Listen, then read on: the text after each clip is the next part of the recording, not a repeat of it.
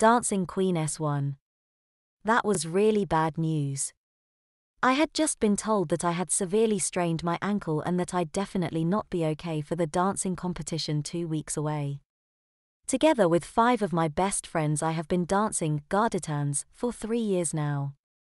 Well, here in Germany this is a very popular dance within the carnival season, probably because it is the only action on stage, a very nice break from all the stupid stand-up comedians.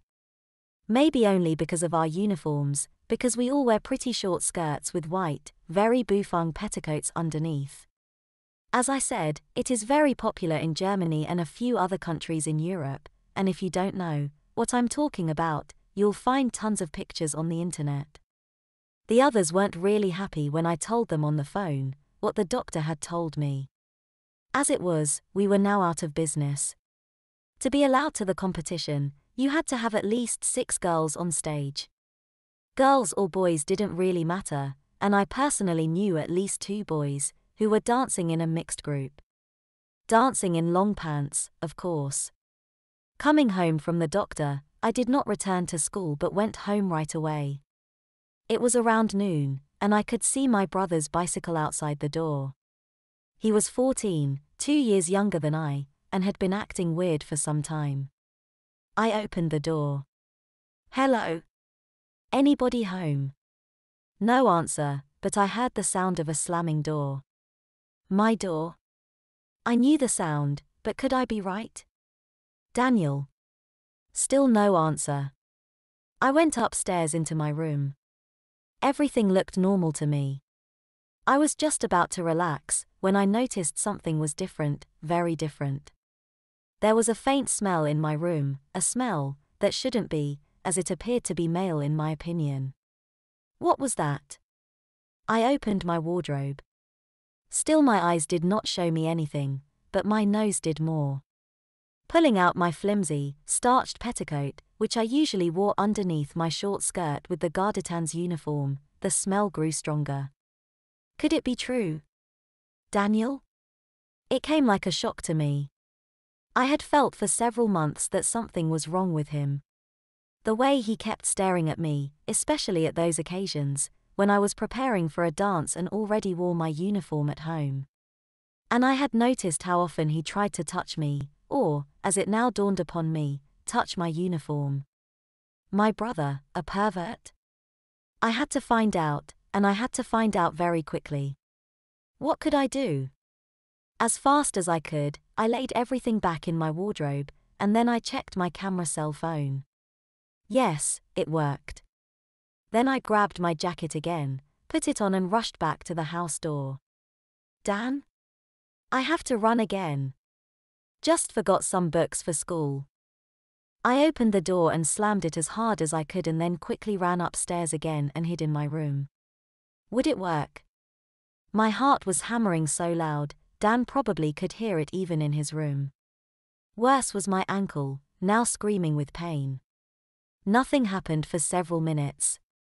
Time to calm down a bit. Had I been wrong? Suddenly, a faint noise. Somebody opened my door. Somebody? From where I was I couldn't see much. All I saw was the lower part of a body, clad in Mom's white corselet. Yuck. Anyway, he was a bit on the fat side, so maybe he'd better always wear this thing. Then I saw the door of my wardrobe being opened, the rustling sound of my petticoat followed. For a brief moment Daniel was bending down to put it on. I was ready with my camera and took a great picture of my brother, about to dig his own grave. A little later I was able to take more pictures of him, now playing with my uniform, which still was on the hanger. The whole episode took maybe a quarter of an hour. Then my brother left my room again, and some time later I could hear him running downstairs and leaving the house. Phew. I sat down on my sofa and looked at the pictures. I felt miserable. Here I had witnessed something I was not supposed to see. What should I do about it? Tell Mom? My ankle now hurt like hell and my mood was turning to the worse. School should be over by now. Why not ask my friends? All of them had cell phones, and 2 even got camera phones. Susan was the first. What? He did what? You took pictures? Would you send one? I hesitated a moment. But in for a penny, in for a pound. Wow. Seems like he's hooked on petticoating. What? What do you mean? Petticoating? That's what it's called when boys like to wear female things, underwear mostly, bras, garters, corsets, girdles, leotards and petticoats, of course. But no one wears petticoats any longer. We do. Don't we? And what do you think I should do about it? Susan was our brightest head. She always knew an answer. Don't worry, Claudia. I'll think about it. Call you back later. She was right. Some boys seem to like this, and probably not only boys but elder men as well. Why else should they come and look at our competitions?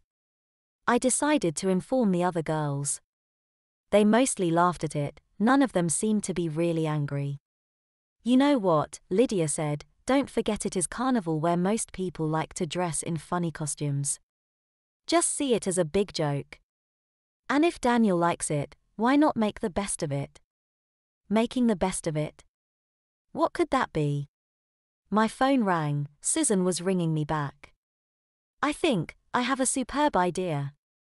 Now listen, I've already informed the other girls and they all think it would be the greatest show of all times. It was about 3 o'clock in the afternoon. Daniel had come home about half an hour ago and I had informed the girls it was time to go into action. Then I told my brother I had strained my ankle and would rather stay in my room. Some of the girls would be over, and if he would be so nice to open the door for them.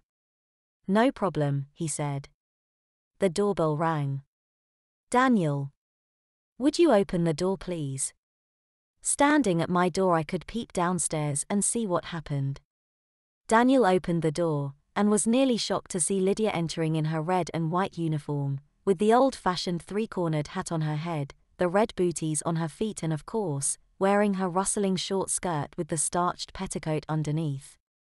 Hi Danny. How are you? Care for a dance?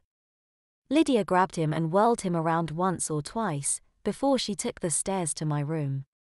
It was funny to see, Daniel seemed to be completely speechless. Staring after her, he stood at the bottom of the staircase open-mouthed. Only few minutes later, Rosie arrived. Oh, my boot got unlaced. Would you mind helping me, Daniel? And she sat down on a chair lifting her leg as far up as possible, revealing all of her nice petticoats. Like this, all of my friends arrived one after the other, all clad in the beautiful uniforms. They all seemed to have something nice for my brother to help with. Susan had deliberately put on stockings with a runner and was now lifting up her skirts before the mirror, complaining about her bad luck. Soon we had all gathered in my room. Time for the next step. I had the girls placed at the strategically right places. Some were just sitting, 2 were standing behind the door, and Susan had even taken off her uniform and was now standing at the window in just her white body stocking and her petticoat. I had switched on my computer and opened for the Bluetooth connection to my cell phone. The picture browser was up, waiting for me to click on some very interesting pictures. Everybody okay? You know what to do? Maria, you got the ropes. All seemed to be set. I opened the door and called for my brother. Poor lad, I thought. This was definitely going to change his life. Daniel? Could you please come and help us with something tricky? The girls giggled. Daniel? Why not call him Daniela? I was still popping my head out of the door, when Dan climbed the stairs, hesitantly. What's up, sis? He asked. Would you mind coming in? We need your help with something very important for us. He wasn't much for it. He knew all of his perverted dreams were alive on the other side of the door. I could see his eyes narrowing, his nostrils flared. He started breathing more heavily. Oh come on, it's just a minute. Or don't you dare. He laughed and set out for the door. His fate was sealed. Well, what can I? Jesus Christ, he stammered. If he smelled any danger now, it would be too late. What? He blushed. His mouth opened, he looked as being close to a heart attack.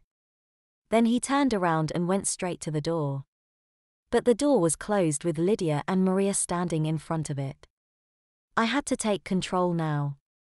Dan, please come over and have a look at these funny pictures. I'm sure you can tell me what this is. He came over and had a quick glance. His face went all white. It's. Yes. For a long moment it was all quiet. I could hardly hear what he said. What do you want? Just an explanation, little brother. That wouldn't happen to be you, would it? You said you needed my help with something very important. Yes, we really do. We are missing a sixth girl for our dancing group. As it is, I cannot dance at the competition in 2 weeks' time. I think he sensed a slight chance to get out of his predicament. He uttered a sigh of relief. Well, I'm sorry. Do you want me to ask Nadia? Nadia was his girlfriend. No, Susan now joined in. We want you. You? What? His face became red as a tomato. He was probably visualizing the consequences of his cosplay earlier in the afternoon. No way, he stammered. Okay, I said, you may go then. I'll better send these pictures over to Mom right away and ask her what we girls could do. Didn't know you were such a wimp. That did it. He stopped right away. But, what do you want me to do?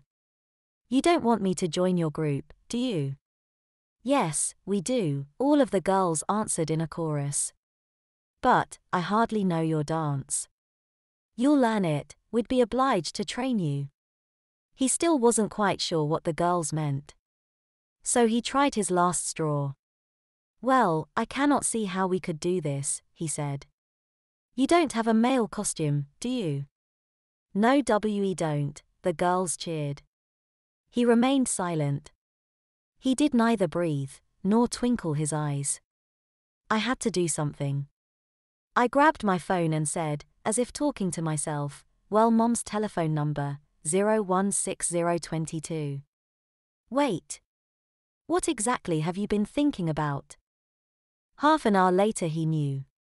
He was now standing before us, clad in my frilly body stocking with a padded bra underneath. As he was younger than I was, he had about my size. He was so embarrassed. His fingers went playing with the lacy fabric of my petticoat. He already wore the satin skirt and the short booties. But now, an unforeseen problem had occurred. Rosie had held up the jacket and Daniel had put his arms into the sleeves, so it could be zipped in back, but Lydia seemed to have a problem there. Houston, we got a problem. What's up? I asked. I cannot zip him up. He's too fat. I saw, Lydia was right. I was at least 3 inches smaller in my waist as my brother, and he'd never be wearing my uniform. We all looked at each other. No one spoke. I saw Susan first frowning, and then moving her eyes around. Claudia. Yes, what is it? I replied. She came over to me, whispering into my ear. I shook my head yes and answered silently, we better blindfold him and tie him to the door, arms up, I would say. The girls giggled. Yes, Susan had again come up with a brilliant idea. She had remembered my mother's passion for the late Austrian Empress Sissy, and that she several times had gone to costume balls reenacting the young empress with her tiny waist. I had soon found what I was looking for. In the meantime the others had securely bound my little brother, so he couldn't move an inch. A blindfold over his head should make our task easier, I presumed. Oh, how cute, the girls shouted. Have you ever worn that thing, Claudia? I answered that I never had. Come on girls. Better get busy now.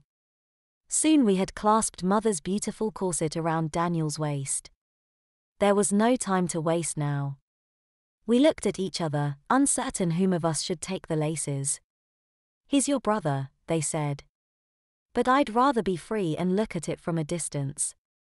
Finally Miriam, who was a rather strong girl, went into action. Just let me do it. Claudia might be too gentle with her own brother. I won't. She tugged at the laces and showed patience and experience. Daniela's waist, yes, we had indeed begun to call him Daniela now, grew smaller and smaller. He was moaning and obviously uneasy in the unaccustomed garment. He tried to get free from his bonds, but Maria had tied some expert knots. It was a weird sight. There was my brother getting corseted by my friends, all wearing their beautiful uniforms. We could see, the corset did what it was designed for, and all of us girls were glad we were not in Dan's place. I'd hate to wear such a thing, Rosie said. And we all thought the same. Daniel did not comply silently with his corseting. He shouted, as if being strangled, but this did not at all affect Miriam. As long as you can shout that much, your corset must be too loose, she said. Finally, Daniela shut her mouth. Oh, he looks so adorable. As we were wearing wigs with our uniforms, Rosie had taken mine and put it on his head. Gosh, what a difference this made. Before us was no longer standing a stupid boy, but a beautiful, nice girl with curves at the right places. Wow. I must say, we really got a beauty here. Miriam exclaimed. She definitely looks all right to me, Lydia agreed, but, oh. Look at this. He seems to like it. Yes, there was one part of his body we had completely forgotten. All of the girls stared at it, as if they could make it grow smaller just by their sight. On the contrary, it seemed to grow bigger. Disgusting, Susan said. Better cut it off. All laughed, all but Daniela. Wait, Maria cried. I think I just got a better idea. Give me 10 minutes. I'll be back soon. Saying this, she left the room. Maria lived almost next door. She probably went home to fetch something useful. It took her nearly half an hour, but from the look in her eyes I saw, she had been successful. She opened her hands and showed some kind of a tube, made of clear, but strong plastic, with a tiny lock hanging on one side. What is it? Lydia wanted to know. Something my elder sister bought for her friend. But I think they split up before she had ever tried it on him. Claudia, why don't you get a bag filled with some ice cubes? I think we better see if we can fit this little chastity device on Daniela, don't you think so? Yes, hurry up, Claudia, the girls shouted. Let's make up his face. Shortly after, we all went downstairs into the hall. We wanted to try our dance together with Daniela, the new girl on our team, because she, would better start practicing right away. Due to our loud music I almost did not hear the doorbell ringing. I opened the door, to see Nadia, my brother's girlfriend. Hi Claudia. Is Danny home? Oh, what's going on? She had a quick look inside. You are practicing. Wow, I must say, you girls really look great, all of you. I laughed. Thanks a lot, Nadia. Why don't you come in and sit on the stairs and watch a little, while you are waiting for Danny? I think he'd like you to wait for him. I looked at my brother, now wearing my Garditan's uniform with the very full petticoat and mother's tight corset underneath. He gave me a hateful look. Then Rosie started the music again and Susan grabbed his arm and showed him how to throw his legs, so his petticoats were showing. Oh, isn't it lovely? I said, sitting down next to Nadia. What happened to you? Why aren't you dancing? I strained my ankle. Oh, I'm sorry to hear. But, she stopped for a second, but you are still 6 girls, aren't you? Yes we are. We are 6 girls. I had to look the other way not to show her my laughing face.